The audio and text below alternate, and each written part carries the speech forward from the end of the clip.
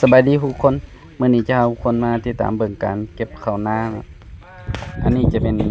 นาของพ่อเลี้ยงนาพ่อเลี้ยงที่พวกเฮาเฮ็ดเวียกอยู่คือว่านาพ่อเลี้ยงที่พวกเฮากรีดยางอยู่หั่นเนาะอันนี้คือเพิ่นจะเก็บเกี่ยวเขานี่เพิ่นจะเกี่ยวปลาไว้ประมาณ 2-3 มื้อแล้วเนาะแล้วเฮาก็จะมาหอบในมื้อนี้นี่เพราะว่าในการเกี่ยวเพิ่นจะใช้เครื่องจักรตัดหญ้าเนาะเป็นเครื่องเกี่ยวเนาะก็จะเกี่ยวปะไว้อยู่ประมาณ3วันแล้วก็จะมาเก็บเนาะอันนี้ก็จะเป็น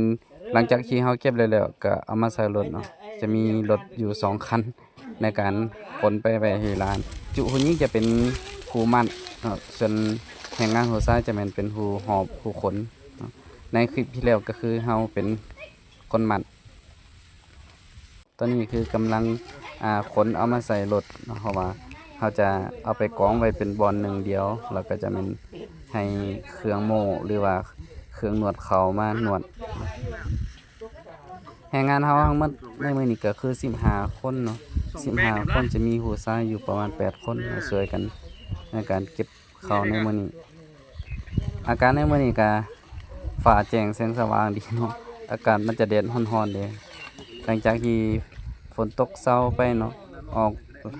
พรรษาแล้วเจ้าแล้วฝนก็จะหยั่งแล้วเนาะก็คือว่าเป็นโอกาสเป็นช่วงเวลาที่ในการเก็บเกี่ยวข้าวให้ข้าวนาเนาะคือข้าวนาในคงเขตนี้เพิ่นจะเฮ็ดแบบนาหวานนะเป็นนาหวานในการตัดหรือว่าการเก็บเกี่ยวมันก็จะง่ายสะดวกจะใส่เครื่องจักรในการตัดแล้วก็เวลาหอบเขาจะหอบแบบธรรมชาติเนาะตอนนี้ก็คือรถเครื่อง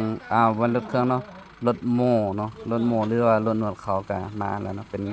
รถแท็กเตอร์เป็นหาก่อนมาถึงเมื่อกี้เนี่ยพอเขารออยู่ 2-3 ชั่วโมงเนาะกว่าที่รถจะมาเพราะว่ามันติดคิวยาวอยู่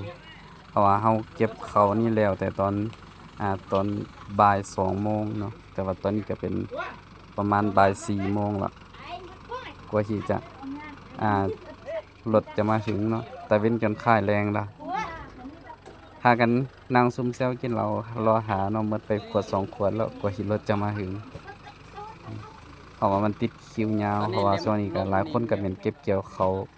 ราคาให้มันติดคิว